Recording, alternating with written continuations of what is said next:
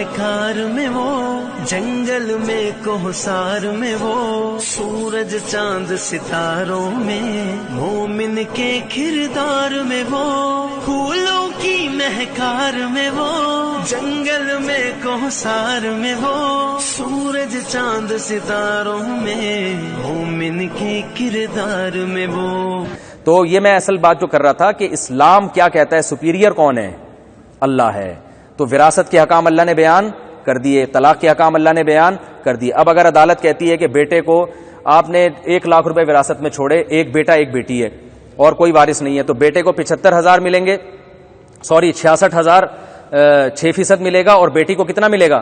33,000 3%۔ عدالت نے بالفرض یہ فیصلہ کر دیا فار ایگزامپل کہ بیٹی کو بھی اتنا ہی ملے گا جتنا بیٹے کا ہے، تو اس عدالتی فیصلے کی وجہ سے بیٹی کے لیے 33% سے زیادہ حلال بولو بھائی نہیں ہے۔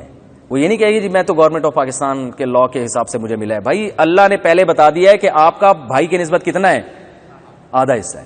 تو یورپ سے لوگ بہت پوچھتے ہیں، امریکہ سے لوگ پوچھتے ہیں کہ بھائی یہاں عدالت میں اسلامک لا تو ہے نہیں، تو ابا کے مرنے کے بعد عدالت نے، ابا نے وصیت کی تھی کہ یہ میرا بیٹا بہت میرا لاڈلا ہے، سارے پیسے اس کو دے دینا، ٹھیک ہے نا؟ تو وہ میں لاڈلے ہونے کی، میں نے لاڈلا ہونا ثابت کر دیا اپنا عدالت میں، صحیح ہے نا؟ ویڈیو دکھا دی کچھ کیسے جھپیاں پا رہے ہیں ابا، اور کیسے وہ میں مذاق کر رہا ہوں، ایسا تھا نہیں، یعنی یہی ثابت کیا ہوگا نا، تو لاڈلا ہونا ثابت کر دیا ہے، تو اب میں سارے پیسے لے کے بیٹھ گیا ہوں۔ اب لا، میں تو امریکہ میں رہتا ہوں، تو امریکہ کے قانون کے حساب سے تو ٹھیک ہے، اب میرے پیسے ہیں تو میری بہن کا کوئی حصہ نہیں ہے۔ میں ان سے کہتا ہوں بھائی ایسا نہیں ہے، قیامت میں الٹے لٹکے ہوئے ہوگے۔ اللہ نے پہلے بتا دیا ہے کہ بہن کا آدھا حصہ ہے تو آپ اس میں سے دے دیں، ابا کی لاڈ پیار کا یہاں کوئی اعتبار نہیں ہے، اور ابا کی وصیت بھی کیا ہے؟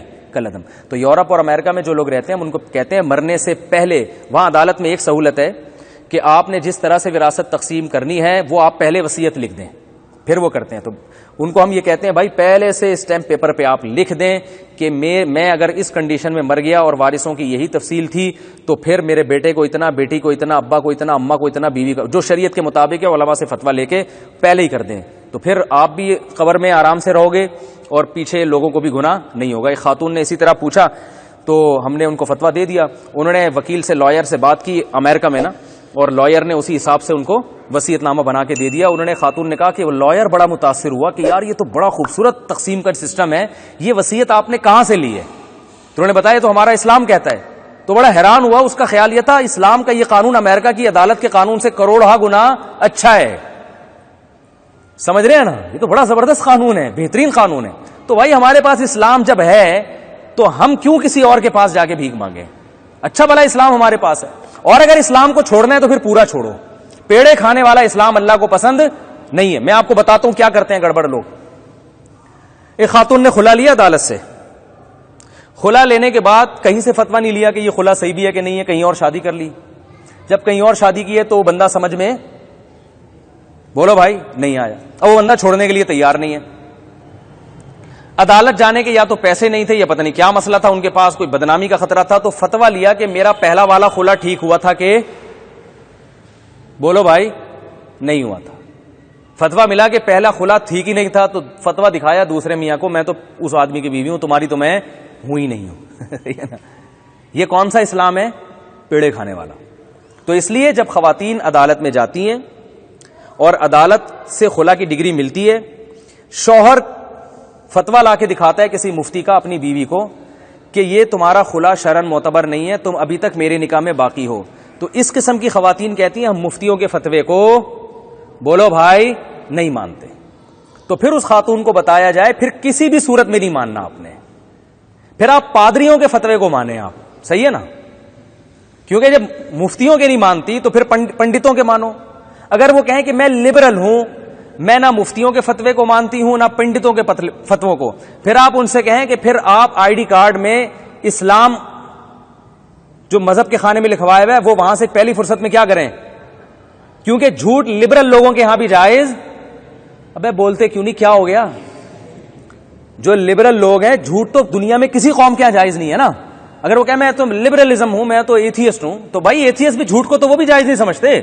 آپ کو پتا ہے نا امریکہ کے جو سابق صدر تھے، صدر ریگن تھے، پتہ نہیں کلنٹن تھے، صرف ایک جھوٹ بولنے پر حکومت ختم ہونے والی تھی، اس عدالت میں کیس ہو گیا تھا کہ امریکہ کے وزیر اعظم صدر نے جھوٹ کیوں بولا ہے، تو جھوٹ تو پوری دنیا میں ایک بہت بڑا جرم سمجھا جاتا ہے. ابھی مولانا طارق جمیل صاحب نے کہہ دیا تھا نا میڈیا میں سارے جھوٹے ہوتے ہیں, تو کتنا بڑا وہ مسئلہ کھڑا کر دیا, یار تمہارا جھوٹ بول دیا, کیونکہ جھوٹے کا مطلب کیا ہے, اب اس کی کسی بات کا اعتبار نہیں ہے. تو ایسی خواتین سے کہا کریں کہ آپ مفتیوں کے فتوے کو نہیں مانتی تو آپ پہلی فرصت میں شناختی کارڈ سے اسلام کیا کریں, نکلوائیں. اور جنازہ کے بارے میں بتائیں کہ میں چونکہ مفتی کہتے ہیں نا جنازہ پڑھایا کرو, غسل دیا کرو, مفتی کہتے ہیں نا بچے کے کان میں اذان دیا کرو, مفتی کہتے ہیں کہ نکاح کرو تو پھر حلال ہوگی, تو پھر نکاح کرنے یہ خلا کے تکلف کی ضرورت کیا تھی آپ کو بھائی, یہ خلا کے تکلف کی ویسے ہی چلی جاتی کسی بندے کے ساتھ رہتی.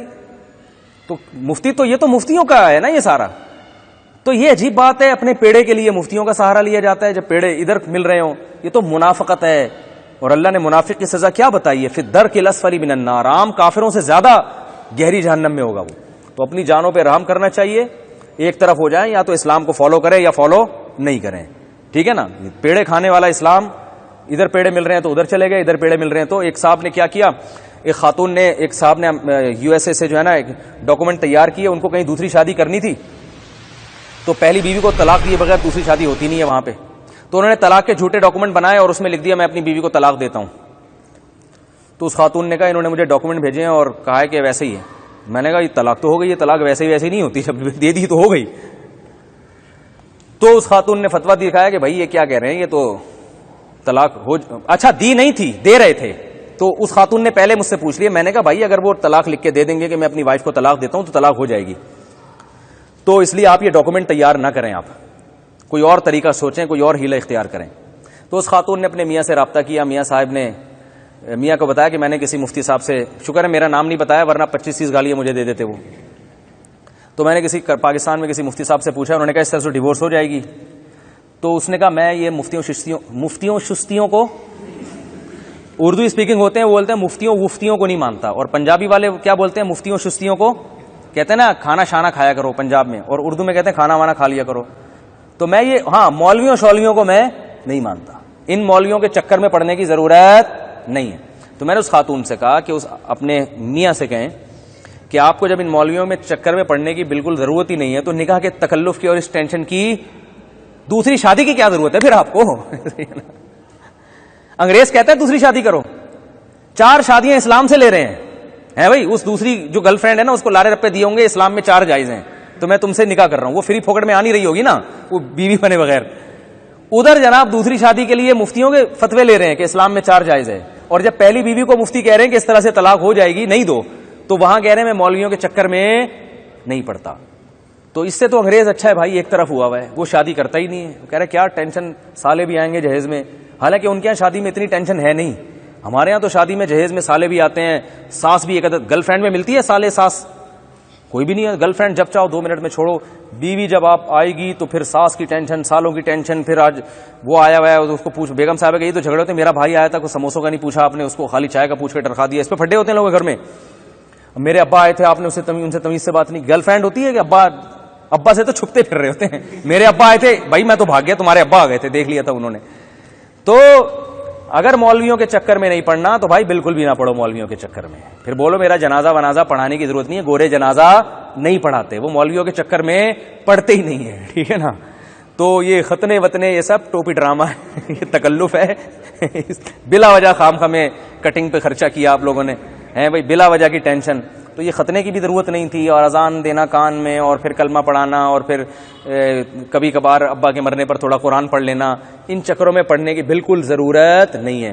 تو جب پیڑے کھانے کا ٹائم آتا ہے تو مسلمان بن جاتے ہیں, مولویوں کے چکر میں بھی پڑھتے ہیں, اور جب ادھر مفاد نظر آتا ہے تو کہتے ہیں مولویوں کے چکر میں نہیں پڑھتے.